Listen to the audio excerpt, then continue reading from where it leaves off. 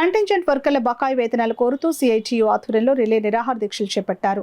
Kakinada collectorate వద్ద చేపట్టిన relay నిరాహార దీక్షలను సిఐటియు జిల్లా అధ్యక్షులు దువ్వాశేష్ బాబ్జీ ప్రారంభించారు. ఈ సందర్భంగా ఆయన మాట్లాడుతూ 16 నెలల నుండి వేతనాలు లేకపోతే ఎలా బ్రతుకుతారు అని ప్రశ్నించారు. కంజెంటెంట్ వర్కర్లు గత 20 సంవత్సరాల క్రితం నుండి తక్కువ వేతనానికి 4,000 రూపాయలతో పనిచేశారని 2024 జూలై నెల నుండి 16,000 రూపాయల వేతనం చేస్తూ ఇచ్చిన జీవోను ఇంతవరకు అమలు చేయకుండా 2024 జూలై నెల నుండి అసలు వేతనాలు ఇవ్వకుండా ఈ ముగ్గురు కంజెంటెంట్ వర్కర్ల పట్ల అధికారులు నిర్లక్ష్య వైఖరి దుర్మార్గమని అన్నారు. యూనియన్ జోక్యం చేసుకుని అత్యంత నిరుపేదలైన వారు వేతనం లేకుండా పనిచేస్తున్నారని, వారికి వేతనం ఇవ్వాలని అనేక సార్లు జిల్లాధికారులను కలిసినా ఫలితం లేకపోయిందని వాపోయారు. ఇదే క్రమంలో జనవరి 19వ తేదీన జాయింట్ కలెక్టర్ అపూర్వ భరత్ను కలిసి వినతిపత్రం ఇవ్వగా ఆయన డిటిఓ గారితో మాట్లాడి 10 రోజుల్లో వీళ్ల వేతనాలు ఇవ్వాలని ఆదేశాలు ఇచ్చినా పట్టించుకునే అధికారులు ఇంతవరకు సమస్య పరిష్కారం కాలేదని, జిల్లాలో వైద్య ఆరోగ్య శాఖ కార్యాలయంలో పనిచేస్తున్న జిల్లాధికారిని లక్షల్లో జీతాలు తీసుకుంటున్నా ఈ క్రింది స్థాయి వర్కర్ల దగ్గర లంచాలు తీసుకోవడం దారుణమని అన్నారు.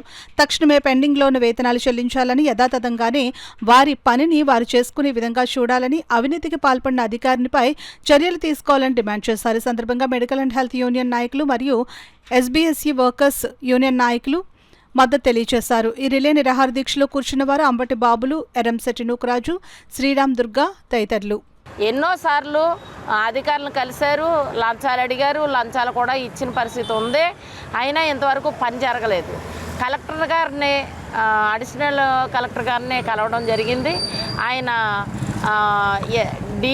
డిటిఓ గారిని పిలిచి వీళ్ళ సమక్షంలో 10 రోజుల్లో ఈ బిల్లును వెంటనే చేసి ఇవ్వాలని చెప్పేసి ఆదేశాలు ఇచ్చారు. అయినా కూడా ఇంతవరకు కూడా ఈ జిల్లాధికారులు ఆ బిల్లు చేయలేదు.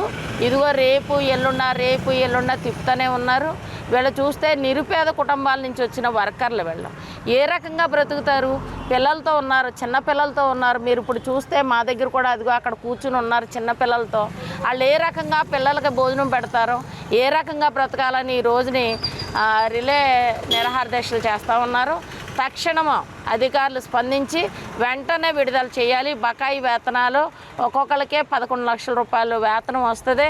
ఆ బకాయి వేతనాలు ఇవ్వాలి.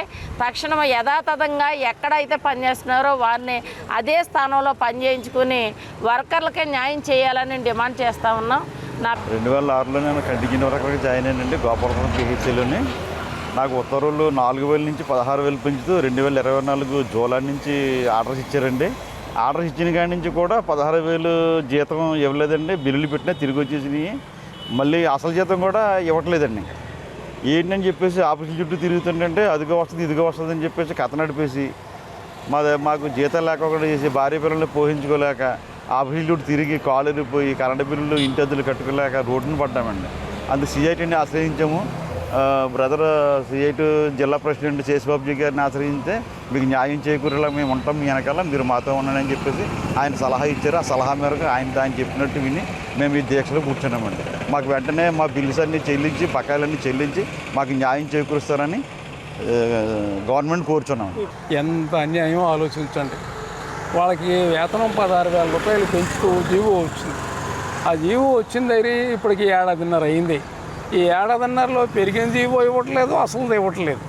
మొత్తంగా బకాయిలోనే ఉంది. ఈ 1.5లో అధికారులందరినీ కలిసి కాళ్ళు అరిగిపోయినాయి. జాయింట్ కలెక్టర్ మొన్న ఆయన ఏం చెప్పారంటే 10 రోజుల్లో వాళ్ళకి వేతనాలు ఇవ్వండి అని ఆదేశాలు జారీ చేశారు. ఎవరు చెప్పినా బండి ఎక్కడ వేసినా గొంగళ అక్కడే ఉంటా ఉంది. అందుకని చెప్పి ఈవేళ రేపు ఎల్లుండో ఈ 3 రోజులు రిలే నిరాహార చేస్తున్నాం. ఈలోపు కూడా పరిష్కారం కాకపోతే అప్పుడు ఆమరణ నిరాహార వైపు వెళ్తాం. అధికారులు బాగా లంచాలు మరిగేస్తున్నారు. మీకు వేతనాలు సకాలంలో అందే ఏర్పాటు మేము చేస్తాం, తలా 25,000 ఇవ్వండి అని అడగడంతో ఇచ్చారు. డబ్బులు తీసుకున్నారు, పని పూర్తి చేయలేదు. అవన్నీ బయటికి తీసుకొస్తున్నాం. ఈలోపే పరిష్కారం చేయాలని చెప్పి